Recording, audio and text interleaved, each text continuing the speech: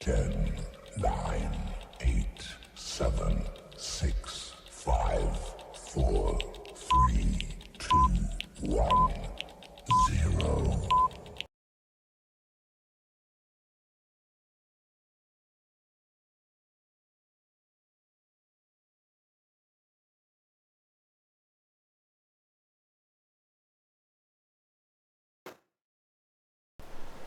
जो हमारी last class थी उसमें हम लोगों ने देखा था डिविडेंड इनकम के बारे में, देखा था ना? बोलो भाई।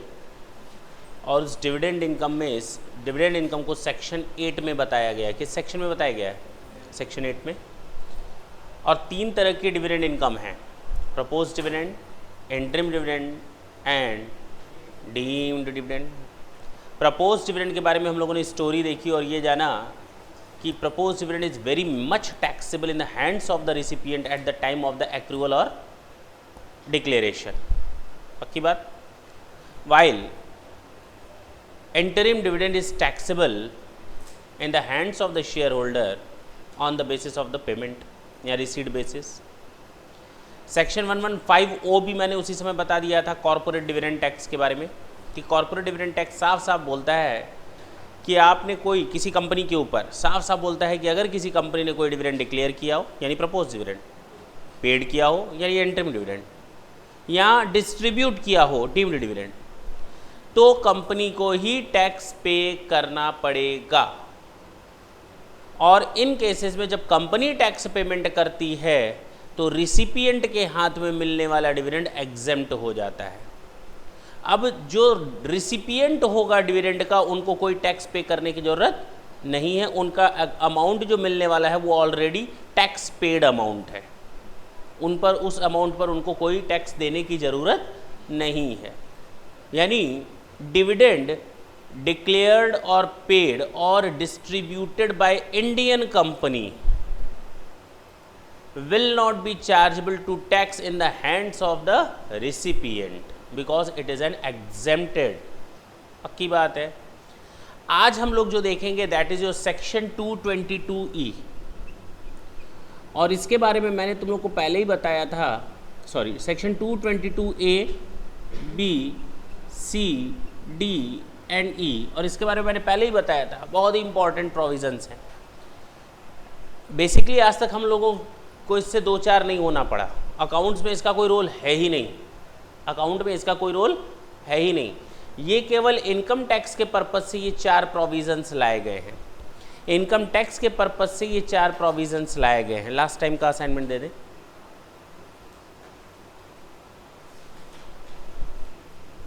देखें, मैंने ये सारी चीज़ें आपको यहाँ पर लिख कर दी हैं सेक्शन 8 में और डिविडेंड इनकम में, और आगे जो भी पॉइंट दिए हैं उनको आप लिख दीजिए। मैंने यहाँ कोट नहीं किया है। डीम्ड डिविडेंड, जितने भी पॉइंट हैं A, B, C, D, E, पाँचों पॉइंट ये आपके डीम्ड डिविडेंड के हैं। ये पाँचों पॉइंट आपके डीम्ड डिविडेंड के हैं। पहला जो पॉइंट है वो 222A का है। जो A पॉइंट है वो बेसिकली सेक्शन 222A है, उसको सही कर लें। जो पॉइंट नंबर A है उसको आप सही कर लेंगे सेक्शन 222A। जो B है वो सेक्शन 222B, जो C है वो सेक्शन 222C, D, E ऐसे लिखना है जैसे मैंने लिखा है। क्या है इन सेक्शंस में? देखें, कंपनियों को बड़ा मज़ा आता है सरकार को मूर्ख बनाने में, ठेंगा दिखाने में। उन लोगों ने कुछ चालाकियां की, साजिशें रची, इस तरह से घुमाया सिस्टम को जिससे टैक्स न तो मुझे देना पड़े और न टैक्स शेयर होल्डर को देना पड़े। उन्होंने शेयर होल्डर से सीधे कहा तुझे क्या चाहिए, डिविडेंड चाहिए ना? तो शेयर होल्डर का बिल्कुल सही है। अच्छा एक बात बताओ, डिविडेंड मैं ही तुम्हें दूंगी और अगर डिविडेंड पर टैक्स लगता है तो इन टोटालिटी नुकसान किसका? हम ही लोगों का। आखिर रिजर्व में से ही पैसा जाने वाला है और तुम्हारा ही पैसा निकलेगा सरकार के पास। अगर चोरी करने का एक रास्ता निकल आए तो तुम्हें कोई दिक्कत? तो उन्होंने कहा कोई दिक्कत नहीं। तो उन्होंने कहा हमने रास्ता निकाल लिया है, हमने रास्ता निकाल लिया। तुम्हें क्या चाहिए? डिविडेंड। कैश चाहिए? हम नहीं देते कैश, क्योंकि डिविडेंड तो हमेशा कैश में जाता है या चेक में जाता है। डिविडेंड किस में जाता है, कैश या चेक में, ये अकाउंट्स में तुम लोगों ने जाना होगा। Dividend must be paid in form of cash और चेक ओनली, दैट्स इट, एक लाइन की बात है। तो अब डिविडेंड तो कैश और चेक में जाता है, अगर डिविडेंड कैश और चेक में ना जाकर किसी और फॉर्म में चला जाए तो टैक्स तो लगेगा ही नहीं। तो शेयर होल्डर ने भी कहा बात तो सही है बिल्कुल। तो कंपनियों ने क्या किया, एसेट को उठाया और आपको बांट दिया, शेयर होल्डर को बांट दिया, एसेट को ही बांट दिया, या तो सारी एसेट्स, या तो कुछ एसेट्स, या तो कंप्लीट एसेट, या part of the asset has been released, और आपको दे दिया और कहा चुप रहना, कुछ बोलना मत, ये मत बोलना कि ये डिविडेंड है ये बोलना कि हमको कंपनी ने दिया है, एसेट दी है, बात खत्म, that is not the dividend, but ultimately the shareholders has been benefited with that amount. हाँ या ना, उनको क्या चाहिए था, डिविडेंड, मिल गया। अब डायरेक्ट कैश या चेक में ना मिल करके एसेट के फॉर्म में मिल गया। कंपनी क्या शेयर होल्डर को एसेट बांटने के लिए बैठी है? नहीं, कंपनी इसीलिए बनाई गई है कि वो शेयर होल्डर को एसेट बांटे। तुम कंपनी के शेयर होल्डर हो तो ऐसे कंपनी तुमको एसेट बांट दे? जरूर कोई चालाकी है, इसका मतलब आपका इंटेंशन सही नहीं है, पक्की बात है ना। तो वहां पर पहला प्रोविजन आया डीम्ड डिविडेंड का, सेक्शन 222A। सरकार ने कहा जितने भी तू कर ले सितम हंस हंस के सहेंगे हम। नया रूल बना दिया, सेक्शन 222A बना दिया। क्या लिखा इसमें जरा ढंग से देखना, मैं पढ़ता हूं, वैसे अभी पहले सुन लो। किसी भी एसेट का डिस्ट्रीब्यूशन, मैंने पहले ही बताया है, डिक्लेरेशन फाइनल डिविडेंड का होता है, पेड इंटरिम डिविडेंड के बारे में बोला जाता है, और डिस्ट्रीब्यूशन डीम्ड डिविडेंड के बारे में। देखो ना, पहला वर्ड ही स्टार्ट हुआ है any distribution by a company, लिखा है any distribution by a company of accumulated profit, छोड़ दो, whether capitalized or not, if such distribution entails the release by the company to its shareholders of all or any part of the asset of the company. Any distribution of the asset, whether part or complete set of asset, clear, to the shareholders will be treated as a deemed dividend to the extent of availability of accumulated profits whether capitalized or not, that's it। अगर कोई company, हम किस section की बात कर रहे हैं, a means asset, a for asset.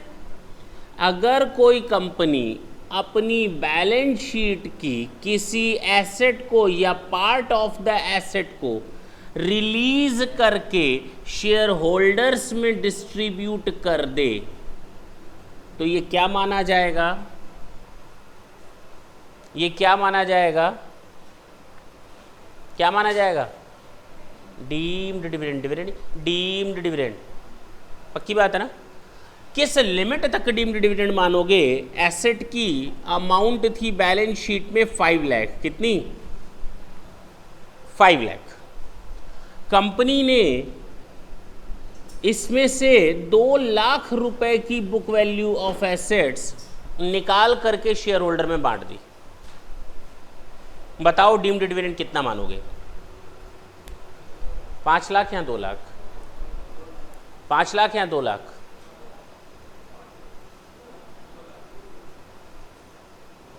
दो लाख, बांटा 2 लाख गया। लेकिन अगर इसकी मार्केट वैल्यू 2.5 लाख हो तो बताओ डीम्ड डिविडेंड कितना मानोगे।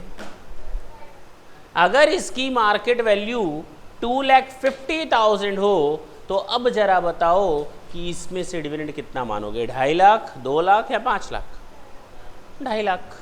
ये भी पक्की बात हो गई, इसमें भी कोई दिक्कत नहीं है, हाँ या ना। इस कंपनी के पास जो शेयर होल्डर थे वो थे XYZPQ, इसके पास 20% शेयर है, 10% शेयर है, 5% शेयर है, 2% शेयर है, कितने हुए? बाकी इसके पास है। अब ये जो एसेट दी जा रही है ना, इन पांचों को दी जा रही है 2.5 लाख की। बताओ डिविडेंड कितना माना जाएगा? 2 लाख, 2.5 लाख या 5 लाख? 2.5 लाख, कोई दिक्कत नहीं है, बोलो। ये जो 2.5 लाख की एसेट है ना, केवल एक शेयर होल्डर को बांटी जा रही है। किसको? मिस्टर पी को, और उसका हिस्सा कंपनी में केवल 2% है। बताओ डिविडेंड कितना? 2.5 लाख या 2.5 लाख का 2%, क्योंकि उसका हिस्सेदारी केवल उस कंपनी में 2% तक है। कितना? कितना? 2.5 लाख या 5,000? 2.5 लाख। उड़ गई न सिट्टी पिट्टी, उड़ गई न सिट्टी पिट्टी, मतलब गुम हो गई न सिट्टी पिट्टी, उड़ नहीं गई, गुम हो गई। आप बताओ, पूरा का पूरा 2.5 लाख।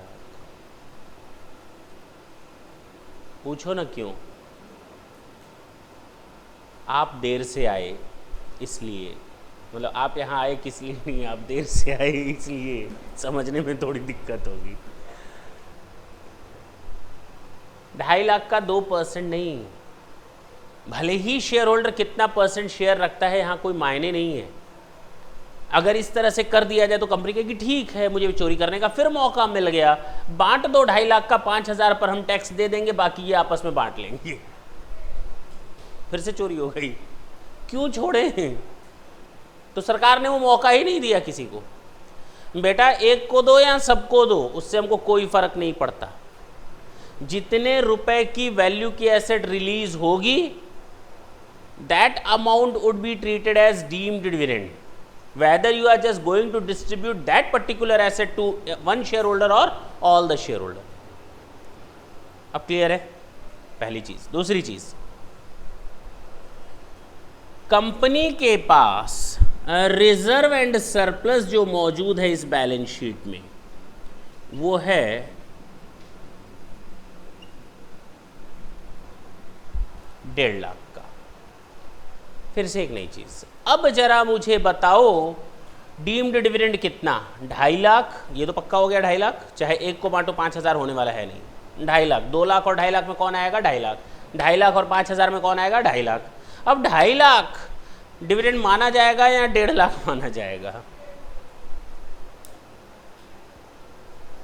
डिविडेंड कितना मान सकते हो बताओ, कितना मानोगे? 1.5 लाख या 2.5 लाख?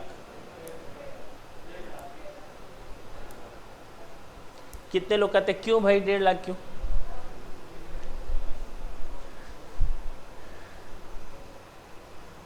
बोलो ना, मन कर रहा है 1.5 लाख बोलने का इसलिए बोल दिया, अच्छा लग रहा था देखने में, कुछ नया जवाब देना था, 2.5 लाख से हट जाना था। हाँ बोलो। आंसर है आपका, बोलो, आंसर है आपका, बोलो ना।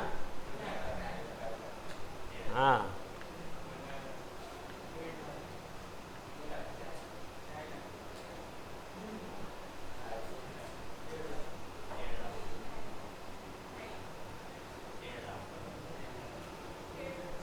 $1,50,000।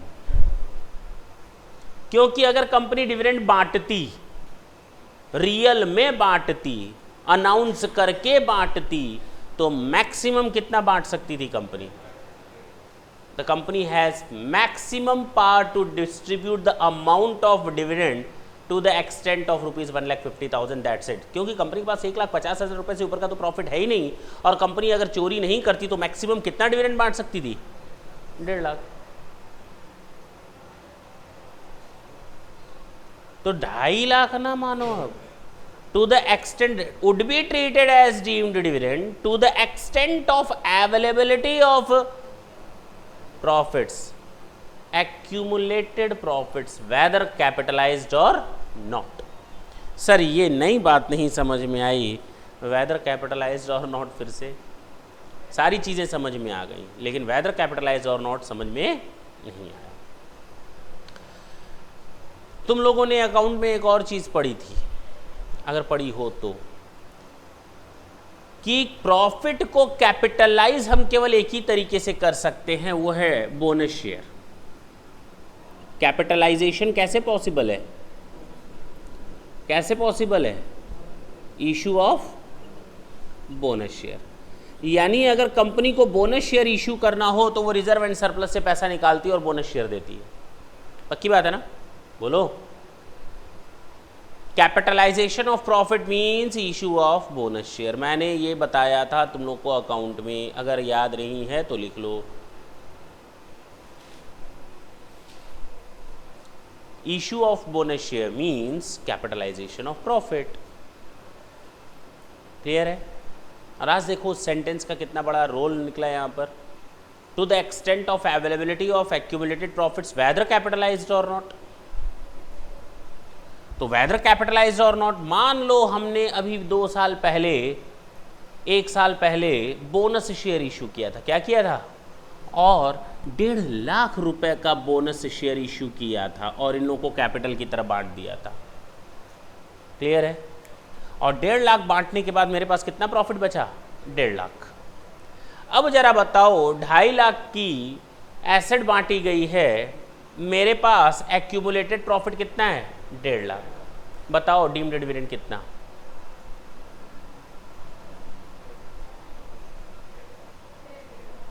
डीम्ड डिविडेंड 2.5 लाख, क्योंकि मेरे पास टोटल अवेलेबल प्रॉफिट अब कितना है? 3 लाख। 1.5 लाख तो मेरे पास पड़ा हुआ है और 1.5 लाख को मैंने ज़बरदस्ती क्या बना दिया था? कैपिटलाइज कर दिया था, उठा करके कैपिटल में कन्वर्ट कर दिया था। तो इसीलिए बोला है वेदर कैपिटलाइज्ड और नॉट, यानी वो प्रॉफिट का अमाउंट भी जो कैपिटलाइज हो गया वो भी इसमें शामिल होगा एक्यूमुलेटेड प्रॉफिट में, for the purpose of computing your amount of deemed dividend. Clear? तो जब आप डीम्ड डिविडेंड का अमाउंट डिटरमाइन करेंगे on the basis of the accumulated profits, then we have to check whether it's a clear profit or is there any capitalised profit. तो अगर capitalised profit होगा that will be added also with the normal profit. Clear? तो accumulated profits आपका total माना जाएगा 3 लाख। अब आपने 2.5 लाख रुपए का डिविडेंड दिया है, तो 2.5 लाख या 3 लाख? 2.5 लाख। क्लियर हो गया? ये हमारा पूरा सेक्शन अब जाके कवर हुआ। अब हम पढ़ते हैं इसको और ज़रा देखते हैं क्या बोलता है। Section 222A, any distribution by a company of accumulated profits whether capitalized or not। अब क्लियर है?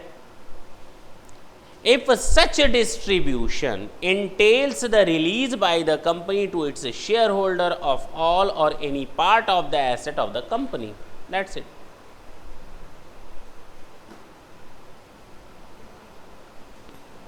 क्लियर है?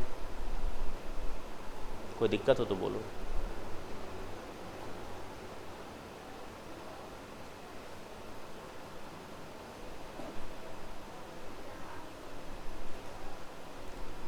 ये था 222A। अब हम देखेंगे सेक्शन 222B।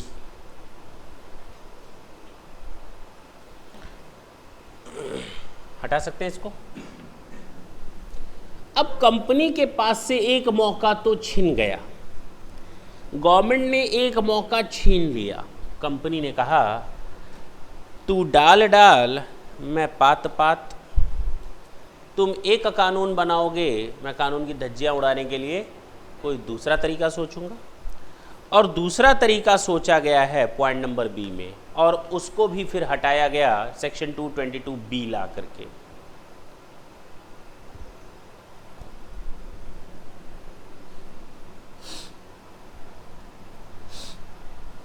ये इक्विटी शेयर कैपिटल। अच्छा, एक चीज़ और जो सेक्शन 222A में छूट गई, मैंने कहा था any distribution among the shareholder और शेयर होल्डर्स। तो वहाँ शेयर होल्डर का मतलब क्या था? इक्विटी या प्रेफरेंस? इक्विटी या प्रेफरेंस? दोनों। क्योंकि डिविडेंड तो दोनों को मिलता है, इक्विटी या प्रेफरेंस दोनों। क्लियर? पक्की बात है ना? डाउट है? डाउट है? क्लियर कर दूं? नहीं, मैं क्लियर कर दूं। प्रेफरेंस शेयर होल्डर कौन होते हैं जो प्रेफरेंस डिविडेंड के अलावा किसी और चीज़ में हिस्सेदारी करें?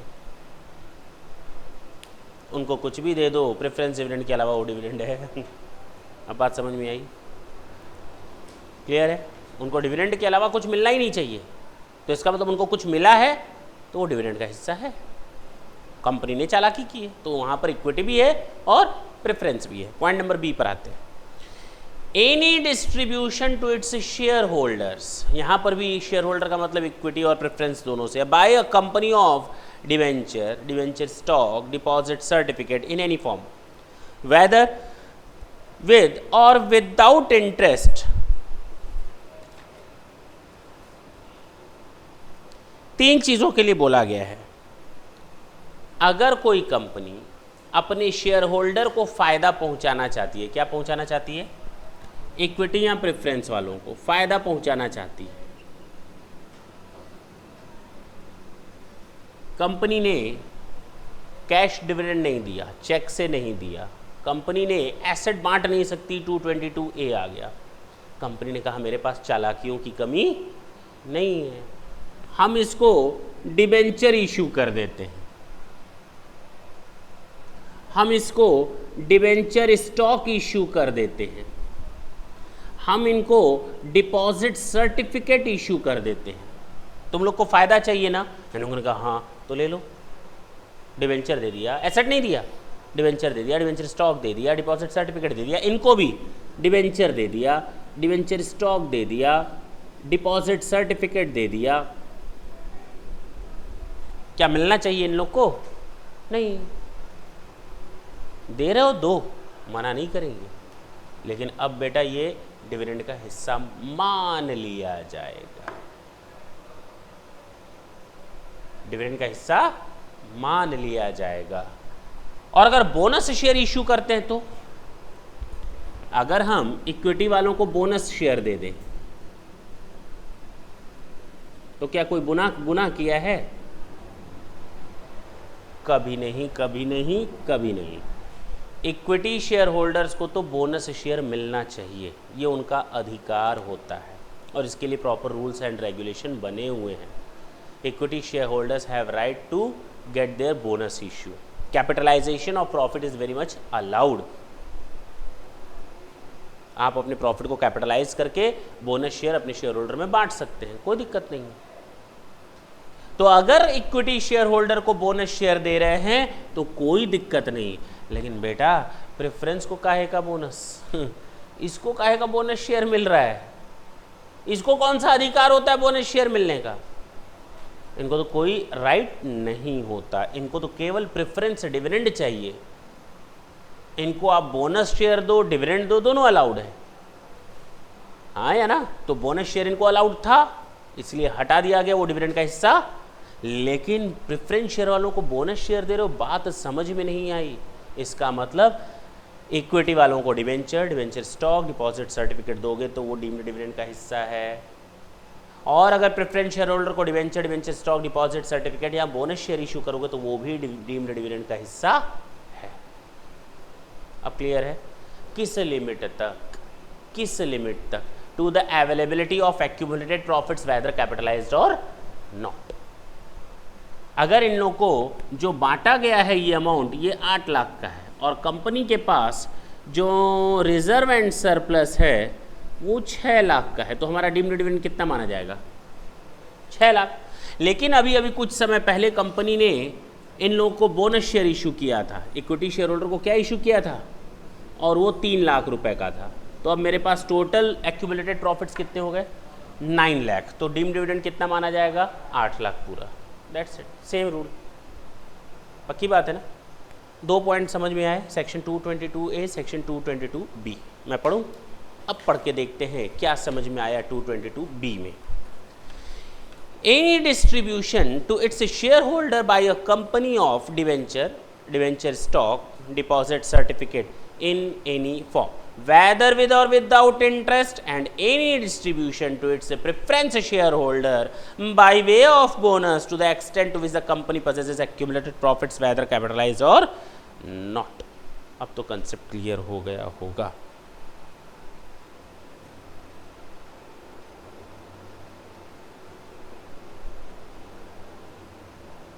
पक्का ना? आगे चल सकते हैं. अब बात आती है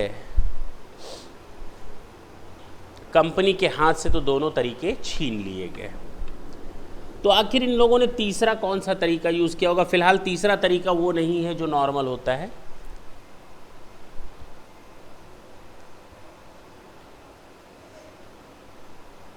पॉइंट नंबर सी, 222C.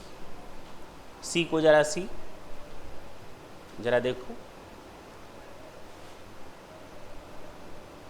कहा गया अगर कोई कंपनी लिक्विडेट हो रही है, क्या हो रही है? और अगर कोई कंपनी लिक्विडेट होती है तो बट ऑब्वियस है कि वो कंपनी अपनी एसेट्स को शेयर होल्डर में बांटेगी ही बांटेगी. की बात है ना. लिक्विडेशन के केस में अपॉइंट किया जाता है लिक्विडेटर. कौन अपॉइंट किया जाता है? लिक्विडेटर. और उस लिक्विडेटर के हाथ में सारी एसेट्स और लायबिलिटीज आ जाती हैं लिक्विडेशन के समय. अब वो क्या करेगा? एसेट्स को बेचेगा और शेयर और बाकी लायबिलिटीज़ का पेमेंट करेगा, डिस्पोज ऑफ करेगा. एसेट्स को डिस्पोज ऑफ करके लायबिलिटीज़ को सेटल करेगा. एसेट्स को डिस्पोज ऑफ करके लायबिलिटीज़ को सेटल करेगा, ख़त्म करेगा. अब उसने एसेट्स और लायबिलिटीज़ को ऐसे ख़त्म करना शुरू किया, बाद में कुछ एसेट्स बच गई तो हो सकता है शेयर होल्डर को बांट दे.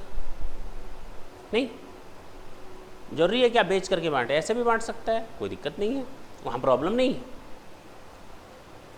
लेकिन जब लिक्विडेशन का प्रोसेस होता है, जिस दिन कंपनी लिक्विडेशन के प्रोसेस में जा रही थी वो मनहूस डेट थी 10 नवंबर 2013 और उस डेट में ये कंपनी की बैलेंस शीट थी. हंसने वाली बात नहीं, सही है, मनहूस ही डेट होगी, अच्छी डेट तो होगी नहीं. अब कुछ जानबूझकर करवाए तो बात दूसरी है. 10 नवंबर 2013 को कंपनी लिक्विडेट हो रही है और जब लिक्विडेट हो रही है उस दिन की बैलेंस शीट बनाई गई कि आगे क्या करेगा लिक्विडेटर. तो जब लिक्विडेट हो रही है कंपनी तो बैलेंस शीट में यहाँ पर रिजर्व एंड सरप्लस दिख रहा है. कितना रुपया? 3 लाख. क्लियर? पक्की बात. अब जरा मैं पढ़ूं, उसके बाद तुम लोग हमें बताओगे क्या लिखा है, क्या सेंस निकला. जिस दिन कंपनी लिक्विडेट हो रही है उसके जस्ट एक दिन पहले का या उसी समय का बिल्कुल जो बैलेंस शीट बना वो ये है. आगे क्या बनेगा that is another matter. Clear?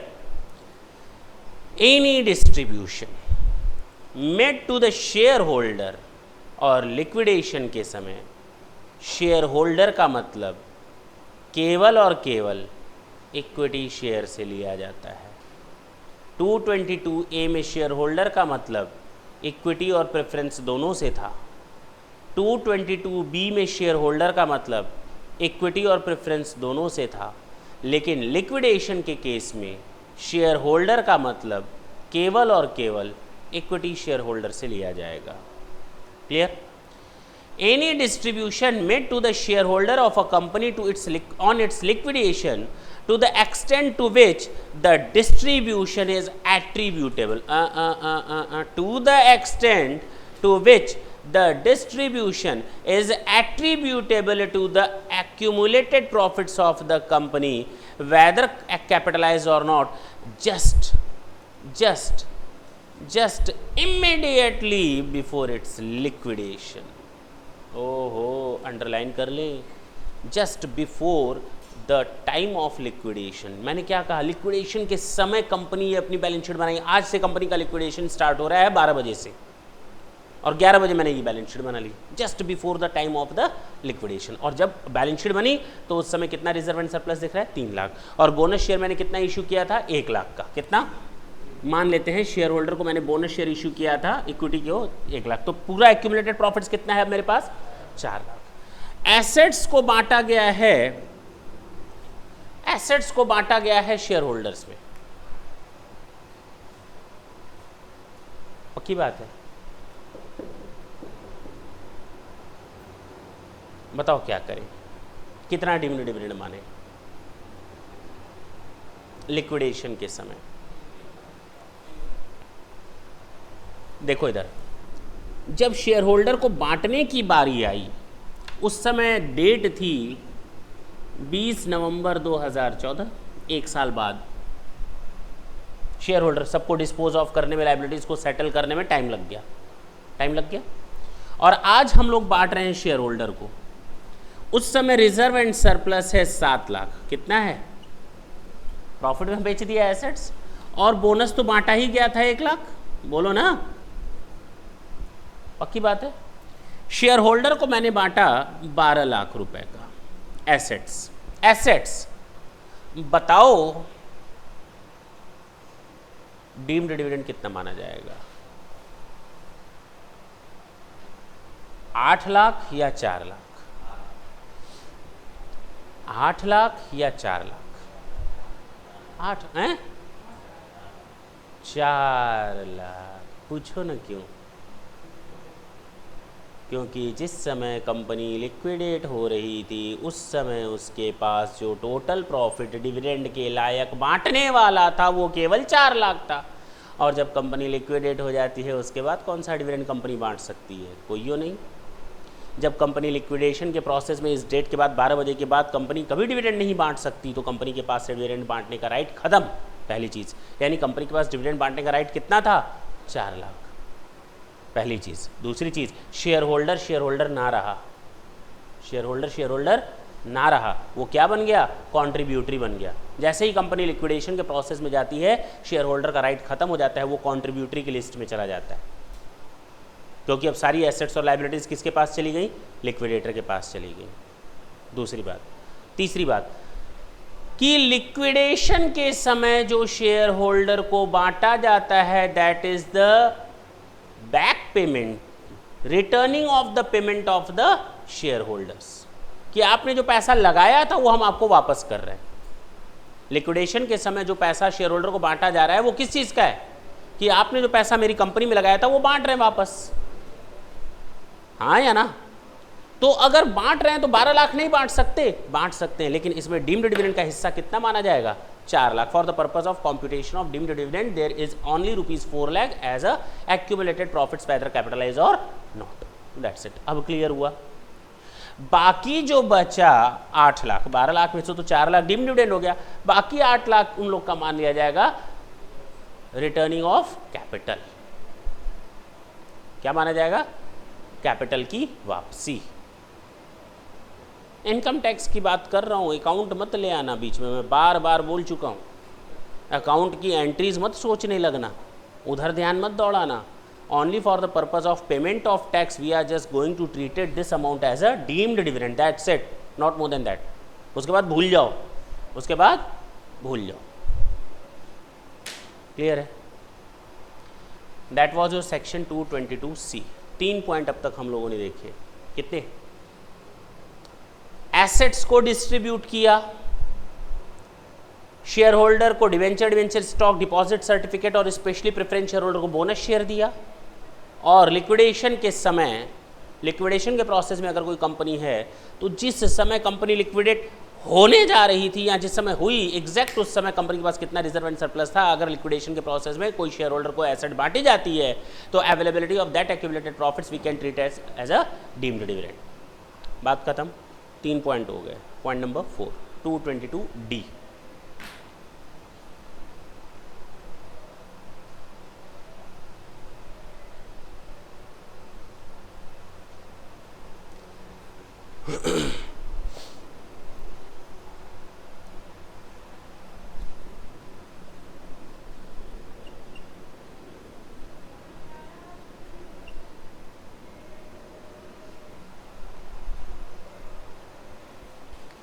D for Dawood. क्यों? डी फॉर दिलीप भी होता है। असल में जब हम लोग टैली करते हैं ना, क्या कॉपी चेक करते हैं बच्चों की, तो बड़ा कन्फ्यूज़न होता है। बोलते हैं बी डी, तो कभी कभी सामने वाला लिख देता है डी, बोलते हैं बी और लिखते हैं, कभी बोलते हैं बी तो लिख देता है डी, बोलते हैं डी तो लिख देता है बी। तो उसके लिए एक सिस्टम बना दिया है अपने यहाँ। तो उसको बताया जाता है कि 5th का दिलीप और 7th का बदलानी। नहीं समझे तो उसको डी और बी बोलने की जरूरत नहीं होती। बड़ा कन्फ्यूज़न होता है डी बी में, और दोनों मेरे नाम में है। तो बड़ा आसानी से चेक हो जाता है कॉपी। देखो 222 डी। इस सेक्शन में बताया क्या गया है, जरा ढंग से देखना। ये शेयर होल्डर है इक्विटी शेयर और ये है प्रेफरेंस शेयर। इन लोगों ने लगाया था 100 रुपये। इन लोगों ने कितना लगाया था? 100 रुपये। ठीक,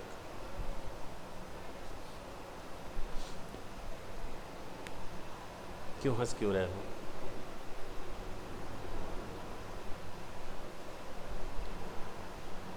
किस उम्मीद पर बेचारों ने पैसा लगाया होगा कि हमें कंपनी से रिटर्न मिलेगा, बेनिफिट मिलेगा, और उस उम्मीद को पूरा किया कंपनी ने। जानते हो किस तरीके से?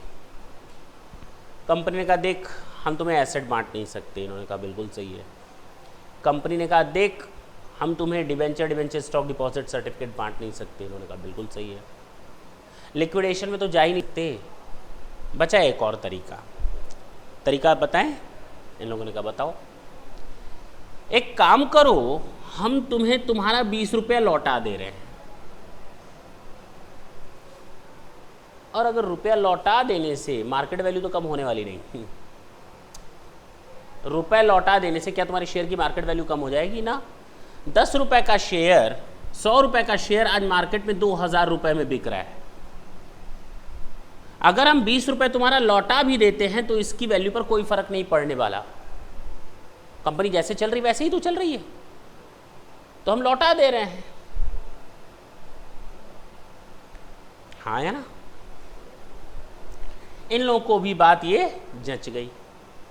इन लोगों ने कहा ठीक है, अब 80 रुपये मान लिया जाएगा इनका। इनको लौटा दिया गया 10 रुपये और इनका माना गया 90 रुपये।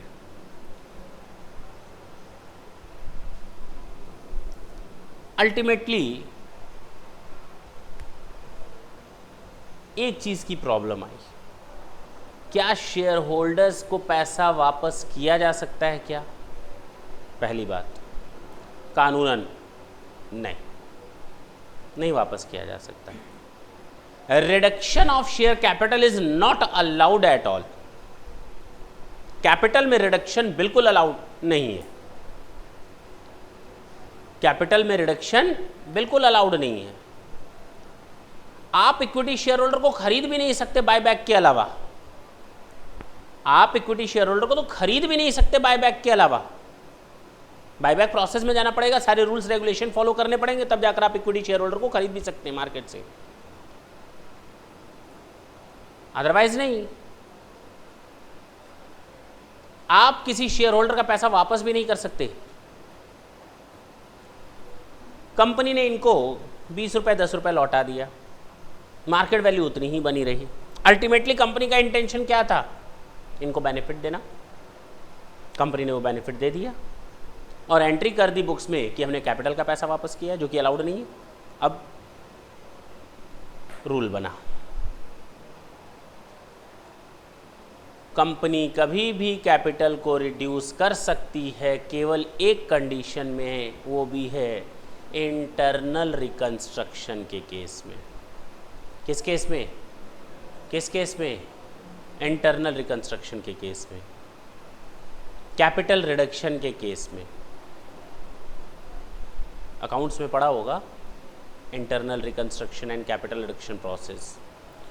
वो बिना कोर्ट के परमिशन के नहीं हो सकता, यानी कोर्ट परमिट करेगा तो ही इंटरनल रिकंस्ट्रक्शन हो सकता है। कोर्ट परमिट करेगा तो ही कैपिटल रिडक्शन हो सकता है। बिना कोर्ट की परमिशन के कैपिटल रिडक्शन और इंटरनल रिकंस्ट्रक्शन आप नहीं कर सकते। बिना कोर्ट के परमिशन की आप कैपिटल रिडक्शन नहीं कर सकते, यानी कैपिटल रिडक्शन तो कर ही नहीं सकते, लेकिन कर सकते हो कब? कोर्ट की परमिशन से। तो कैपिटल रिडक्शन कर दिया आपने, बहुत गलत किया। सेक्शन बन गया 222D, सेक्शन बन गया 222D। Any distribution to its shareholders, चाहे वो इक्विटी हो चाहे वो प्रेफरेंस हो, by a company on the reduction of its capital to the extent the company possesses accumulated profits whether capitalized or not।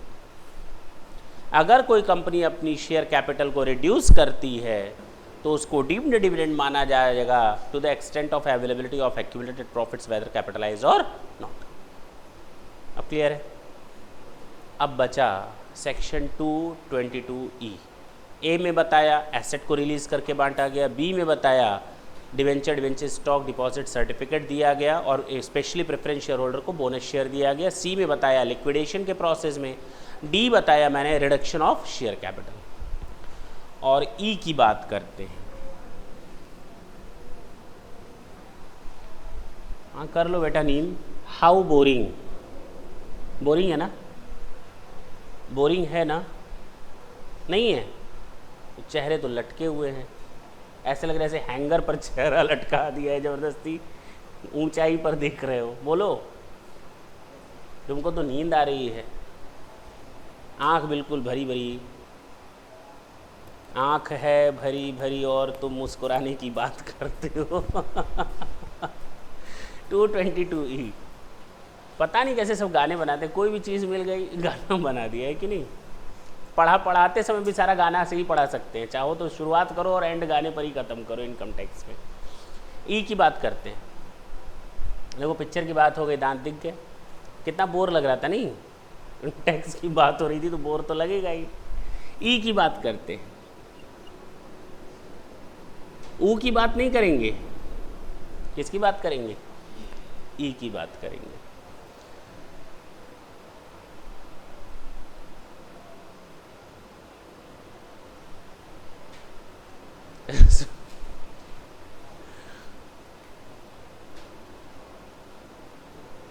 ये चालाकी कंपनी ने बहुत ही सोच समझ कर की। कैसे की? ये एक्स लिमिटेड है और इसका एक शेयर होल्डर है मिस्टर पीके, ठीक है ना? एक्स लिमिटेड ने इस शेयर होल्डर को, सुनना,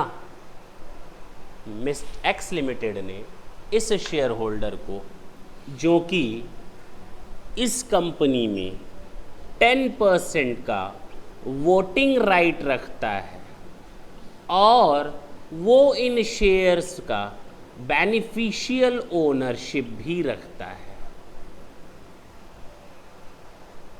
फिर से मैं समझाता हूँ। ये कंपनी है, इसने अपनी एक शेयर होल्डर को, एक ऐसा शेयर होल्डर जो इस कंपनी में कम से कम 10% का वोटिंग राइट रखता है, इक्विटी शेयर को होल्ड करता है, और साथ ही उनका वो बेनिफिशियल ओनर भी है। सर ये बेनिफिशियल ओनर क्या होता है? मीन्स जो भी डिविडेंड जाएगा इसको जाएगा, इसके कहे पर दूसरे को नहीं जाएगा। होता क्या है, कभी कभी आपको एक राइट दिया जाता है, तू शेयरों का मालिक है, इसने कहा हाँ डिविडेंड तुझे चाहिए, नहीं नहीं नहीं मेरी वाइफ को चाहिए, तो ठीक है उसके पास चला जाएगा, तो बेनिफिशियल ओनर कोई और बन गया। अब क्लियर है? तो ये बेनिफिशियल इंटरेस्ट भी रखता है, voting rights and beneficial ownership. Company ने इसको क्या दे दिया मालूम है? लोन दे दिया या एडवांस दे दिया। तो कहा गया क्या ये बैंकिंग कंपनी है, ये बैंक है, ये लोन देगी? कोई भी कंपनी किसी को भी लोन दे देगी? क्या रिश्ता है तुम्हारा शेयर होल्डर के साथ कि तुम उसको लोन बांट रहे हो? कंपनी और शेयर होल्डर का ही तो रिश्ता है, उसमें लोन कहाँ से आता है? नहीं बांट सकते, बोलो ना। इसका मतलब ये कि आप अपने शेयर होल्डर को फ़ायदा दे रहे हो। डिविडेंड देते ना, आप लोन क्यों दे रहे हो? नहीं समझे? डिविडेंड दो, लोन क्यों दे रहे हो? डिविडेंड दोगे तो डिविडेंड टैक्स लग जाएगा, लोन दोगे तो कोई टैक्स नहीं लगेगा। सरकार को क्या दिखा दिया? Best of luck. क्या मान लें इसको? Deemed dividend. किस लिमिट तक? To the extent of availability of accumulated profits whether capitalized or not नहीं है केवल capitalize, whether capitalize or not नहीं है ये सेंटेंस। ढंग से देखना, जितना कंपनी के पास एक्यूमुलेटेड प्रॉफिट्स होगा केवल उसी लिमिट तक, जो कैपिटलाइज हो चुका है प्रॉफिट उसको इसमें शामिल नहीं करेंगे। अब क्लियर है? इस सेक्शन में फिर से देखते हैं।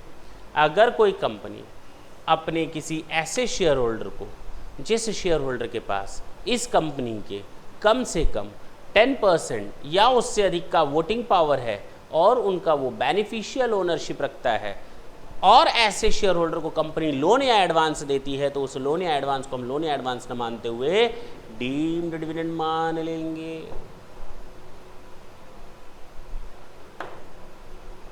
पक्की बात है? अब कहोगे सर मान लीजिए कंपनी ने लोन नहीं दिया, एडवांस दे दिया ऐसे शेयर होल्डर को, लो ये मशीन ले आओ। हो सकता है नहीं कर सकती कंपनी, अपने किसी शेयर होल्डर को बुला कर कह सकती है इधर आओ, ये लो एडवांस, जाओ मशीन बुक करा करके ले आओ। नहीं बोल सकती। तो क्या उसको पैसा दिया गया है? लेकिन कंपनी ने कहा इधर आओ, ये लो 1 लाख रुपए, जाओ मशीन ले आओ। और आज 2 साल बीत गए। कितने साल? वो एडवांस ही रहा। इसका मतलब आप गवर्नमेंट को क्या बना रहे हो? मूर्ख। ये कौन सा एडवांस होता है जो 2 साल से एडवांस दिया गया, कंपनी मशीन बुक करा करके ले आओ? अरे एडवांस तो वो होता है ना, आज पैसा दिया 1 हफ्ते के अंदर वो मशीन आ गई, है कि नहीं? सप्लायर को देना था, दे दिया। 2-2, 3-3 साल तक का एडवांस। तो यहाँ पर एडवांस का मतलब है वो एडवांस जो आपने केवल बोला है एडवांस है, लेकिन वो एडवांस नहीं है, बल्कि वो किस नेचर का है? लोन के नेचर का है। किस नेचर का है? तो यहाँ पर एडवांस केवल वही एडवांस कवर होगा जो लोन के नेचर का है। विदेश से मशीन मंगानी है 2 महीना, 3 महीना, 4 महीना, दैट इज ठीक है। आपने एक ऐसा एडवांस रखा है जो सालों साल वो अपने पास रख रहे हैं, कौन सा? एक जेन्युइन टाइम खत्म होने के बाद कौन सा एडवांस? वो लोन माना जाता है। तो यहाँ पर एडवांस का मतलब ऐसा एडवांस जो लोन के नेचर का हो। मैं फिर से बोलूँ, अगर कोई कंपनी अपने किसी शेयर होल्डर को, ऐसे पीके को जो 10% का वोटिंग राइट रखता है और साथ साथ उसमें उनका बेनिफिशियल इंटरेस्ट है, लोन या एडवांस देती है, तो वो लोन या एडवांस नहीं माना जाएगा, बल्कि वो डीम्ड डिविडेंड माना जाएगा। किस लिमिट तक? To the availability of accumulated profits only, that's it. Capitalize profit को यहाँ पर छोड़ देंगे, नहीं माना जाएगा, नहीं माना जाएगा। कंट्रोलिंग पावर होता है ना 10%। चलो, अब लोगों ने, गवर्नमेंट ने रूल बना दिया डीम्ड डिविडेंड माना जाएगा। कंपनी ने फिर एक चालाकी रची, साजिश रची। कौन सी पिरेसी? जरा देखो फिर से कंपनी ने क्या किया। ये एक्स लिमिटेड है, ये मिस्टर पीके है, इसका इस कंपनी में 10% या उससे अधिक का वोटिंग राइट है, प्लस ये इन शेयरों पर बेनिफिशियल इंटरेस्ट रखता है। कंपनी ने मिस्टर जेड को क्या दे दिया? लोन या एडवांस। अब तो कोई दिक्कत नहीं है। सरकार ने कहा नहीं कोई दिक्कत नहीं है। सरकार ने कहा कोई दिक्कत नहीं है, तुमने इसको नहीं ना दिया। कंपनी का नहीं दिया, मैंने तो इसको दिया। सरकार जैसे ही मुड़ी, इसने इसको लोन दे दिया। नहीं समझे? सरकार को फिर हमने क्या दिखा दिया? नहीं दिखा सकते, फिर से उसमें जोड़ा गया। आपने अगर किसी ऐसे शेयर होल्डर को न देकर किसी मीडिएटर का सपोर्ट लिया है और इस मीडिएटर ने इसको वो लोन और एडवांस पास ऑन कर दिया है, तो भी माना जाएगा कि आपने इसको डिविडेंड दिया है। पक्की बात है? अब तक जितने भी पॉइंट चले थे 222A, B, C, D, propose dividend, interim dividend, मैंने सब में कहा था सेक्शन 115O लगता है, सुनना ढंग से। और 115O का मतलब होता है कंपनी को खुद अपनी जेब से कॉर्पोरेट डिविडेंड टैक्स देना पड़ेगा सारे केसेस में। लेकिन 222E ऐसा केस है जिसमें कंपनी को डिविडेंड नहीं देना पड़ता। डिविडेंड का टैक्स, डीम्ड डिविडेंड का टैक्स उस बंदे को देना पड़ता है जो चोरी में शामिल है। अब इसको देना पड़ेगा। क्या ये लेना चाहेगा कंपनी से? कहेगा ना बाबा ना, मेरे ऊपर मुसीबत आए, तू एक काम कर, तू अपने पास ही रख मुसीबत, हमको नॉर्मल डिविडेंड ही देना। ठीक, इस केस में किसके ऊपर टैक्स लगेगा? बोलो, इस पर लगेगा। बीच में क्यों आया रे? तू बीच में आने वाला कौन होता है? मीडिएटर का काम करेगा, कर मीडिएटर का काम, दे टैक्स। अब क्या कभी कोई किसी की टैक्स प्लानिंग में हाथ बटाएगा? बोलो ना।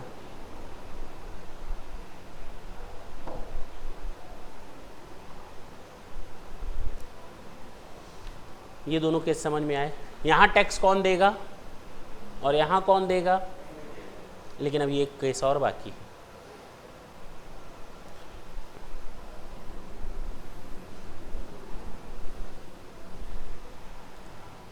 एक्स लिमिटेड ने किसी बंदे को नहीं दिया लोन, उसने जेड लिमिटेड को लोन दे दिया। एक कंपनी दूसरे कंपनी को लोन दे रही है, एडवांस दे रही है, ठीक।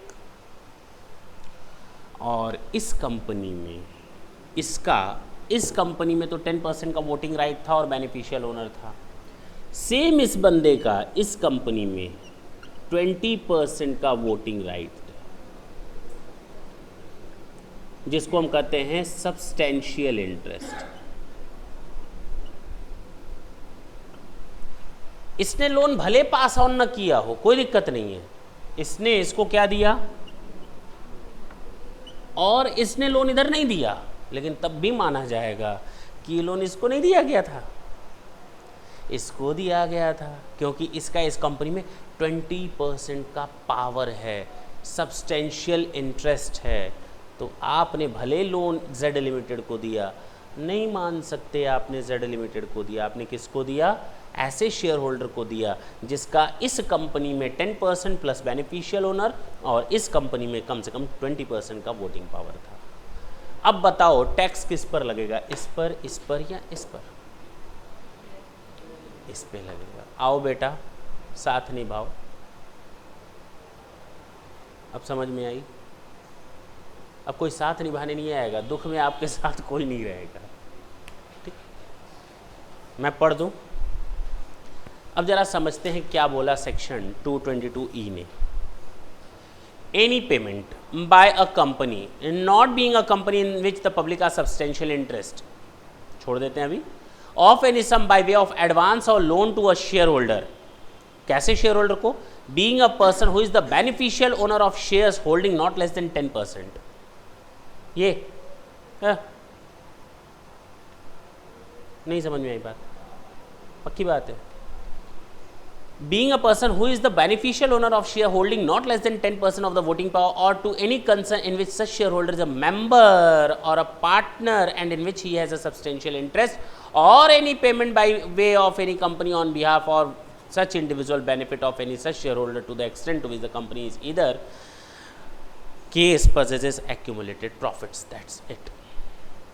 जितना कंपनी accumulated profits रखेगी, यहाँ कैपिटलाइज प्रॉफिट की बात नहीं हो रही, उस एक्सटेंट तक क्या माना जाएगा? अगर अब हमको कोई कहे सर डिफ्रेंशिएट कर दीजिए एक बार सारी चीज़ें, काफ़ी कन्फ्यूज़न हो गया है, तो section 222A, B, C, D, E, यहाँ पर कॉर्पोरेट डिविडेंड टैक्स लगेगा ना? यहाँ पर इक्विटी प्लस प्रेफरेंस दोनों को लिया गया था, इक्विटी प्लस प्रेफरेंस दोनों को लिया गया था। यहाँ केवल लिक्विडेशन के समय यहाँ पर इक्विटी प्लस प्रेफरेंस दोनों तरह के शेयर होल्डर को लिया गया था, यहाँ पर भी इक्विटी प्लस प्रेफरेंस दोनों शेयर होल्डर को लिया गया था। यहाँ पर था वेदर कैपिटलाइज्ड और नॉट, बोलो ना, ये यहाँ पर भी था, यहाँ पर भी था, यहाँ पर भी था, यहाँ था केवल एक्यूमुलेटेड प्रॉफिट्स ओनली, हाँ या ना।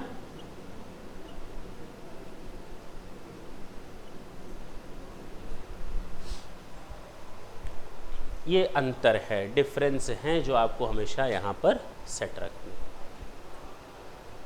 बेसिकली ये टॉपिक CA IPCC CM में इंटर या CS एग्जीक्यूटिव में नहीं उम्मीद की जाती,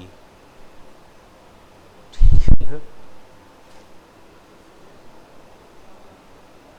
लेकिन एग्जामिनर का कोई भरोसा नहीं है, कब आपके सामने वो किस तरह का क्वेश्चन रख दें।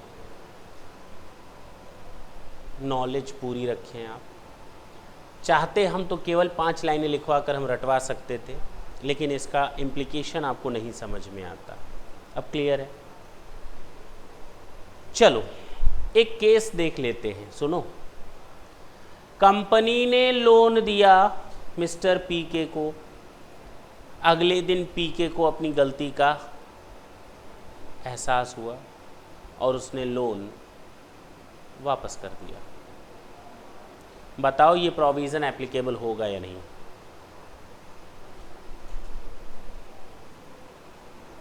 अब ये प्रोविज़न एप्लीकेबल होगा। कत्ल कर दो उसके बाद माफ़ी मांग लो, ये कौन सी बात होती है? जुर्म खत्म हो गया क्या? आपने अगर 1 मिनट के लिए भी पैसा रखा है, 1 मिनट के लिए, तो भी ये प्रोविजंस अफेक्टिव हो जाएंगे। क्या क्या बात समझ में आई? अगर आपने 1 मिनट के लिए भी अपने पास इस तरह का प्रोविज़न विदहोल्ड किया, या कह सकते हैं कि इस तरह की कोई गलती की, तो आपके ऊपर ये टैक्स इम्प्लीकेशंस आएंगे।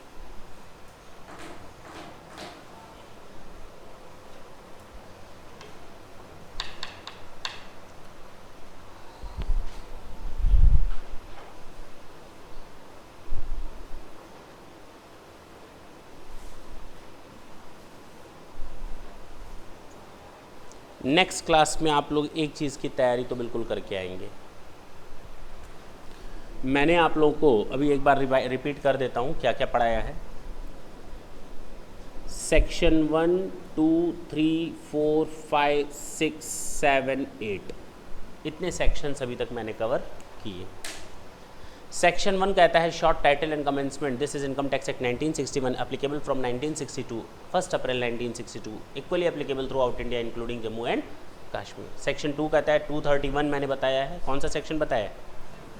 231 पर्सन की definition, individual, HUF, firm, AOP, BOI, company, local authority and artificial judicial person.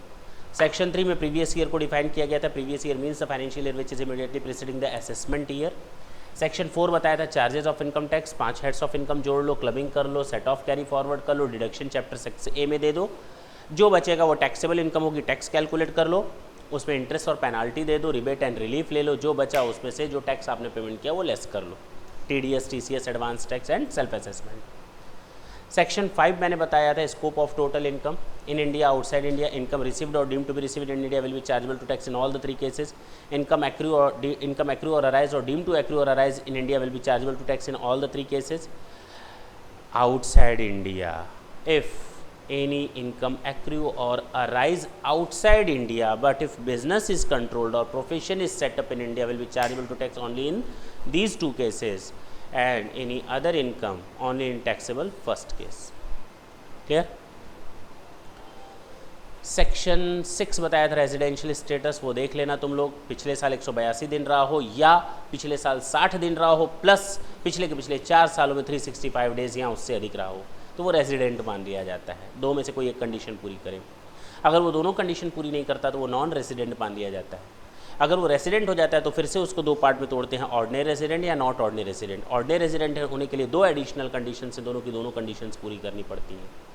पहली, पिछले के पिछले 7 सालों में 730 दिन या उससे अधिक इंडिया में रहा हो, और पिछले के पिछले 10 सालों में 2 साल उसका रेजिडेंट की स्टेटस हो, तो वो मान लिया जाएगा ऑर्डिनरी रेजिडेंट। अगर दोनों कंडीशंस में से एक भी पूरी नहीं करता, दोनों करनी जरूरी हैं, तो वो मान लिया जाएगा नॉट ऑर्डिनरी रेजिडेंट।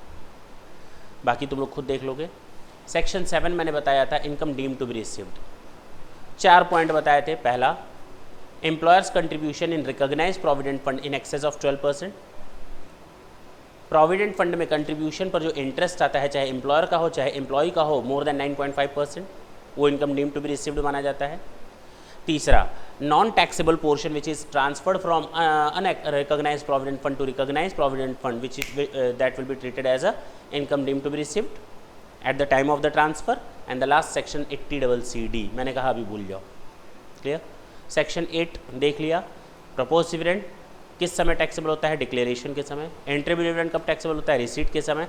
और डीम्ड डिविडेंड हम लोगों ने 5 प्रोविजन देखे। 222A जहाँ पर शेयर होल्डर को एसेट बांटी जाती थी, 222B जहाँ पर डिबेंचर स्टॉक और डिपॉजिट सर्टिफिकेट और प्रेफरेंस शेयर होल्डर को हम लोग बोनस शेयर स्पेशली बांटते थे। 222C लिक्विडेशन के समय जब कंपनी अपनी एसेट्स को डिस्पोज ऑफ करके लायबिलिटीज को सेटल करने के बाद अगर शेयर होल्डर को कुछ बांटती है तो लिक्विडेशन के समय ऊपर वापस जिस समय हो रहा था उस समय जितना एक्यूमुलेटेड प्रॉफिट था उतना हिस्सा मान लेंगे कि डीम्ड डिविडेंड है। Section 222D reduction of share capital would be treated as a deemed dividend. Section 222E loan या एडवांस। दैट्स इट, यहाँ तक अभी तक हम लोगों ने देखा है। क्लियर। नेक्स्ट क्लास में हमने आपको असाइनमेंट दे रखा है, क्वेश्चन बैंक दिया है, रेजिडेंशियल स्टेटस पर और स्कोप ऑफ टोटल इनकम पर हम लोग क्वेश्चन सॉल्व करेंगे। ठीक है ना। कोई दिक्कत हो तो बताएं अभी तक।